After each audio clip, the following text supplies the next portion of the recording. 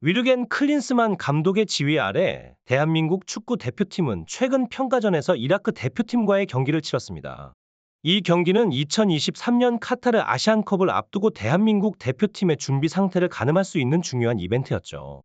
클린스만 감독은 유럽에서 활약하는 선수들을 대거 불러 모으며 팀의 공격력과 수비 안정성을 극대화하는 데 집중했습니다. 이러한 전략은 팀에 새로운 활력을 불어넣었고 국내외 축구 전문가들 사이에서 대한민국이 아시안컵에서 우승할 가능성이 매우 높다는 예측이 나오기 시작했습니다. 이라크 대표팀과의 경기는 단순한 평가전이 아니었습니다. 이라크는 역동적인 플레이 스타일과 끈질긴 경기 운영으로 알려져 있으며 중동의 강팀 중 하나로 평가받고 있어요. 대한민국 대표팀이 이라크와의 경기에서 고전하는 경우도 종종 있었지만 이번에는 상황이 달랐습니다. 대한민국은 손흥민, 이강인, 황희찬, 김민재 등의 스타 선수들이 포함된 화려한 라인업을 자랑했죠. 이재성 선수의 결승골에 힘입어 대한민국은 이라크를 1-0으로 꺾으며 클린스만 감독의 6연승 기록을 이어갔습니다. 그러나 경기의 모든 면에서 완벽했다고 볼 수는 없습니다. 한국 대표팀은 상대팀에 비해 득점 기회를 많이 창출했음에도 불구하고 득점 화력이 다소 부족했다는 지적을 받았습니다. 이는 이강인 선수의 퇴장과 여러 오심 논란에 의해 경기 운영에 차질이 생긴 것으로 보입니다. 경기 후 이라크 선수들의 인터뷰는 많은 논란을 불러일으켰는데 그들의 발언은 한국 축구 팬들은 물론 국제 축구 커뮤니티에서도 큰 화제가 되었습니다. 아시안컵에서 이라크는 한국에게 승리할 거고 우리는 우리가 가진 모든 것을 쏟아 부을 것입니다.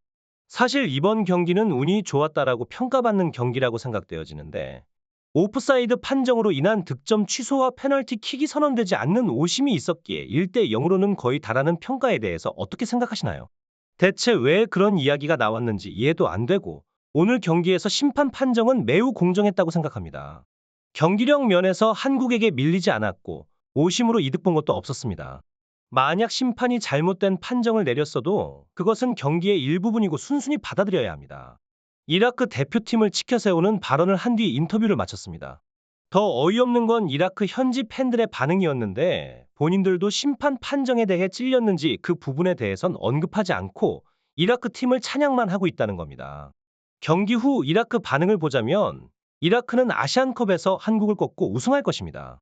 4점으로 승리할 줄 알았는데 1-0으로는 건 충격이네요. 우리 선수들은 전술적으로나 멘탈적으로 한국보다 더 좋았고 훌륭했습니다. 팬들은 편파 판정은 언급하지 않고 이라크 팀이 한국에게 선전하고 이길 수 있었다는 내용만 다뤘죠. 한국 팬들이 보면 황당한 반응들이죠. 그나마 다행인 것은 자각하는 이라크 선수가 있었다는 건데요. 다른 이라크 선수 인터뷰를 살펴보겠습니다. 오늘 경기에 대한 소감 좀 부탁드리겠습니다. 우리가 지향한 플레이는 이라크 선수 모두가 하나 되는 것이지만 그러지 못했습니다. 전반전과 후반전에도 득점할 기회가 몇 번 있었지만 우리는 골을 넣지 못해 패하고 말았죠. 이라크 선수들은 볼 테크닉과 팀워크에서는 뛰어났으나 결정적인 순간에 득점을 하지 못하는 아쉬움이 남았습니다. 특히 한국 대표팀의 견고한 수비에 막혀 득점 기회를 살리지 못한 것이 패배의 주요 원인이었죠. 하지만 우리는 이 경험을 바탕으로 더욱 강해질 것이고 아시안컵에서는 한국을 포함한 모든 팀에게 도전장을 내밀 준비가 되어 있습니다. 그러나 우리는 우승 후보를 상대로 좋은 경기를 펼쳤고 조금 더 집중력을 발휘했다면 한국 팀을 이길 수도 있었죠. 아시안컵에서 이라크는 한국에게 승리할 것이며 우리는 우리가 가진 모든 역량을 발휘할 준비가 되어 있습니다. 사실 이번 경기는 운이 좋았다라고 평가받는 경기라고 생각되어지는데 오프사이드 판정으로 인한 득점 취소와 페널티킥이 선언되지 않는 오심이 있었기에 1-0 승리는 다소 아쉬운 결과였죠. 대체 왜 그런 이야기가 나왔는지 이해할 수 없으며 오늘 경기에서 심판 판정은 매우 공정했다고 봅니다. 경기력 면에서 한국에게 밀리지 않았고 오심으로 이득을 본 것도 없었습니다. 만약 심판이 잘못된 판정을 내렸다 하더라도 그것은 경기의 일부이며 받아들여야 합니다. 이라크 대표팀은 끝까지 오심을 부정하며 자신들을 치켜세웠고 이러한 발언 뒤에 인터뷰를 마쳤습니다. 더 어이없는 것은 이라크 현지 팬들의 반응이었습니다. 그들도 심판 판정에 대해 찔렸는지 그 부분에 대해선 언급하지 않고 이라크 팀을 찬양하기만 했죠. 경기 후 이라크의 반응을 보면 이라크는 아시안컵에서 한국을 꺾고 우승할 것이라는 기대감을 드러냈습니다. 4점으로 승리할 것으로 기대했지만 1-0 승리는 충격이었다고 합니다. 이라크 선수들은 전술적으로나 멘탈적으로 한국보다 우월했다고 생각하고 있죠. 이와 같은 반응을 보이며 팬들은 편파 판정을 언급하지 않고 이라크 팀이 한국에게 선전하고 이길 수 있었다고만 말했습니다. 그러나 한국 팬들에게는 이러한 반응들이 다소 황당할 수 있습니다. 그나마 다행인 것은 상황을 자각하는 이라크 선수가 있었다는 점입니다. 다른 이라크 선수의 인터뷰에서는 오늘 경기에 대한 소감을 물었죠. 이라크 선수들은 팀으로서 하나가 되고자 했으나 그러지 못했습니다. 전반전과 후반전 모두 득점할 기회가 있었지만 골을 넣지 못해 패배하고 말았습니다. 이라크 선수들은 볼 테크닉과 팀워크에서는 뛰어났지만 결정적인 순간에 득점하지 못한 것이 아쉽습니다. 특히 후방에서의 구축 플레이가 너무 느렸고 이것이 패배의 한 원인이었습니다. 한국 선수들의 유럽 진출은 그들의 기량 향상에 상당한 영향을 미쳤습니다.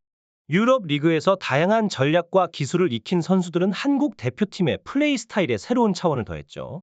이라크 선수들의 인터뷰와는 대조적으로 한국 선수들은 패배를 인정하면서도 자신들의 경기력에 대한 경각심을 드러내며 향후 변화와 개선의 필요성을 강조했습니다.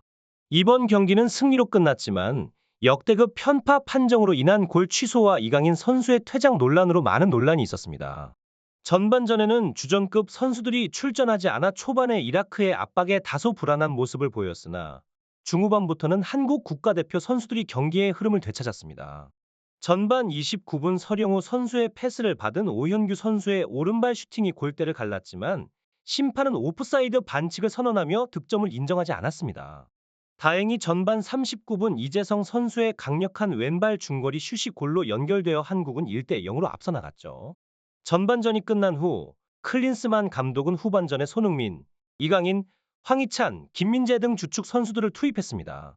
이들의 합류는 경기의 분위기를 완전히 바꿔놓았고 한국 대표팀은 더욱 강력한 공격을 선보이기 시작했습니다. 손흥민 선수의 민첩한 움직임과 이강인 선수의 창의적인 패스는 이라크 수비진을 계속해서 압박했죠. 황희찬과 김민재 선수 역시 각각의 포지션에서 탁월한 기량을 선보이며 경기를 지배했습니다. 한국 대표팀은 후반전에도 몇 차례 득점 기회를 창출했지만 이라크의 강인한 수비와 심판의 판정으로 인해 추가 득점에는 실패했습니다. 그러나 이날 경기는 한국 축구의 진화와 성장을 여실히 보여준 경기였으며 이라크와의 경기를 통해 대표팀은 중요한 경험을 쌓고 아시안컵에서의 전략을 보다 발전시킬 수 있는 기회를 얻었습니다.